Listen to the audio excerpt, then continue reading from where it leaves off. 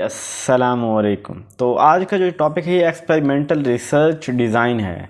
Experimental research design क्या होता है? जब हम एक्सपेरिमेंटल रिसर्च कर रहे होते हैं ना, तो फर्दर उसके अंदर ना वो डिज़ाइन होते हैं कुछ कि हमने ये वाला डिज़ाइन यूज़ करना है, ये करना है, ये करना है। वो डिपेंड कर रहा होता है कि आपने कितनी रिस्ट्रिक्शन रखनी है। हम आगे देखते हैं परी एक्सपेरिमेंटल होता है, कोज़ाई होता है, या इसके अंदर जो है ना हमारे पास थर्ड होता है परी, काजी और ट्रू होता है। ट्रू के अंदर बहुत ज़्यादा कंट्रोल होता है, रैंडम सैम्पलिंग होती है, और जो परी होता है उसके अंदर कोई इतना कंट्रोल नहीं होता, एक्सट्रेनियस वेरिएबल आके घुस सकते हैं। और काज़ाई में दोनों होते हैं कि ना बहुत ज़्यादा कंट्रोल होता है और ना बहुत ज़्यादा रिलैक्सेशन होती है। तो बाकी देखते हैं, पता चल जाएगा आपको। अच्छा, the term experimental design refer to the framework, यानी तरीक़ेकार है पूरा कि एक्सपेरिमेंट हमने कैसे करना है। यानी एक्सपेरिमेंटल डिज़ाइन का मतलब ये एक तरीक़ाकार है कि हमने रिसर्च को कंडक्ट कैसे, इसे ब्लूप्रिंट भी कहते हैं या प्रोसीजर भी कहते हैं, ब्लूप्रिंट ऑफ द प्रोसीजर।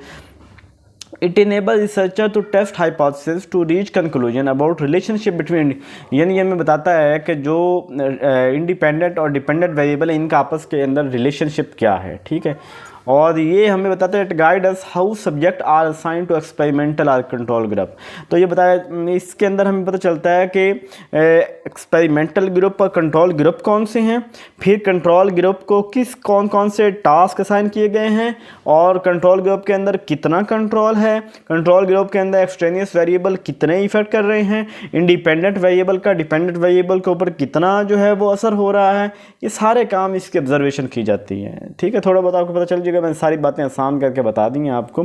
यानी इसका जो एक्सपेरिमेंटल डिज़ाइन के दो फंक्शन ही होते हैं।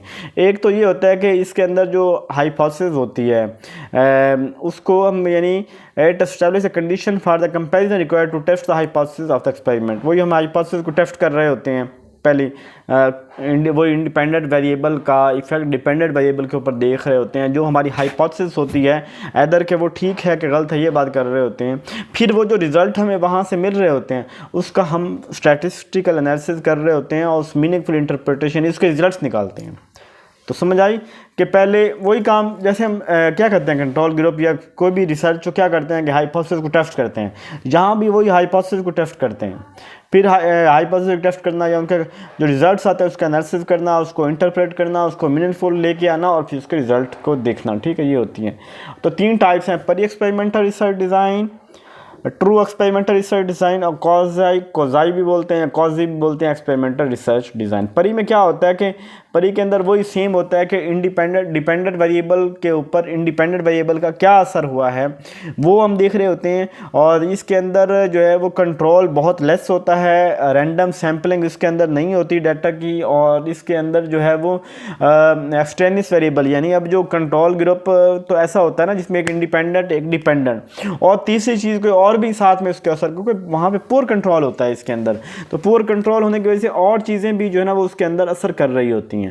तो ये लीस्ट इफेक्टिव है, पुअर बोलते हैं। इसके अंदर कंट्रोल नहीं होता, वीक वेरिएबल्स होते हैं, रैंडम असाइनमेंट नहीं होते, ठीक है। इसके बाद प्री एक्सपेरिमेंटल डिज़ाइन के दीज डिज़ाइन आर वीक होते हैं वही, and don't have built in control for threats of, तो कोई इंटरनल वैलिडिटी हो चाहे वो एक्सटर्नल वैलिडिटी हो, तो कोई उसका जो है ना वो नहीं है कंट्रोल करने का। In addition to the independent variable there are a number of other plausible explanation for any outcome, यानी बहुत सी अदर रीज़न भी हैं जिसकी वजह से रिजल्ट्स हमारे डिफरेंट आ सकते हैं, ठीक है। तो ये हो गया। और टाइप्स इसकी फिर आगे फर्दर ये टाइप्स हैं। मेरा ख्याल है कि इनको आप रहने दें, जब आप कर रहे होंगे ना बहुत डीपली पीएचडी की रिसर्च कर रहे होंगे, बहुत डीपली कर रहे होंगे, तो फिर आप इनको देख लीजिएगा।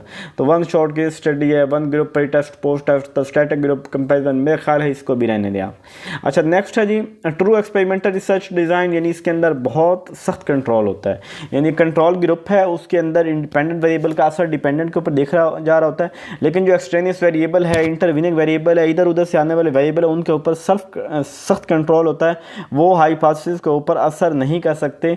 और इसको करते हैं पहले हम प्री टेस्ट भी करते हैं, बाद में पोस्ट टेस्ट भी करते हैं, इसके अंदर रैंडम सैम्पलिंग करते हैं इसके, यानी वही सारी बातें आपने खुद पढ़ लेना कि टेक्निक है, पावरफुल कंट्रोल होता है, कोई थ्रेट्स नहीं होता किसी तरह का भी इससे, ठीक है। तो इसकी ये टाइप्स हैं, pre test post test control के भी, ये छोड़ दें। अच्छा उसके बाद ये सॉरी मैंने यहाँ कज़ाई ऊपर हेडिंग नहीं दी, तो द वर्ड कज़ाई मीन पार्शल और हाफ कज़ाई नहीं आप। अब इसके अंदर जो है लेस कंट्रोल होता है, यानी अब इस कंट्रोल रखा गया है लेकिन फिर भी कहीं ना कहीं से कोई ना कोई एक्सट्रेनियस कैटलिस्टिक यानी एक्सट्रेनियस वेरिएबल कहीं ना कहीं से कोई ना कोई इफेक्ट कर ही रहा होता है। और पार्शली इसके अंदर जो है ना वो रैंडम सैम्पलिंग या ना होने के बराबर इसके अंदर रैंडम सैम्पलिंग होती है, ठीक है। और इसके अलावा ये एजुकेशन के अंदर यूज़ होता है, जहाँ पे हमें जो है ना वो कुछ administration are unwilling to allow the random selection of student for experiment कि यहाँ पे हो सकता है कि वो हमें फुल आज़ादी न मिले कि हम अपनी मर्ज़ी से बच्चे लें। और हमारा LND लेने वाले आते थे ना फौजी, जो स्कूलों के अंदर जब हम पढ़ाते थे, तो वो क्या है कि हम अपनी क्लास के 7 बच्चों का उसने लेना 8 का, तो वो हमने अपनी क्लास के चुने हुए बच्चे जो है ना बाहर निकाल लिए होते थे जो सारे अच्छे कर सकते थे। अब अगर ये हो जाए कि आधे बच्चे जो है ना वो नालायक हों आधे लायक हों, तो इस सूरत के अंदर हम कज़ाई कह लेंगे। और अगर वो चुन के ले तो वो हमारी क्या हो जाएगी, वो अपनी मर्ज़ी से खुद बच्चे उठाए क्लास में से, तो वो हमारी ट्रू एक्सपेरिमेंटल डिज़ाइन हो जाएगी। इस तरह आप समझ लें कि जहाँ पे फुल कंट्रोल हो, फुल रैंडमाइजेशन हो, वो ट्रू होती है। जहाँ पे कोई ना हो, हम अपनी मर्ज़ी के बच्चे दे रहे हैं, तो वो परी हो जाएगा।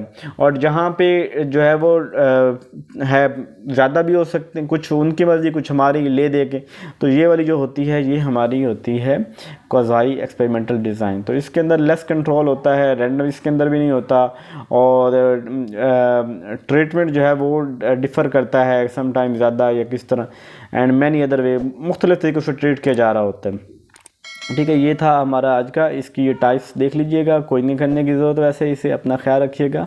जज़ाकल्लाह।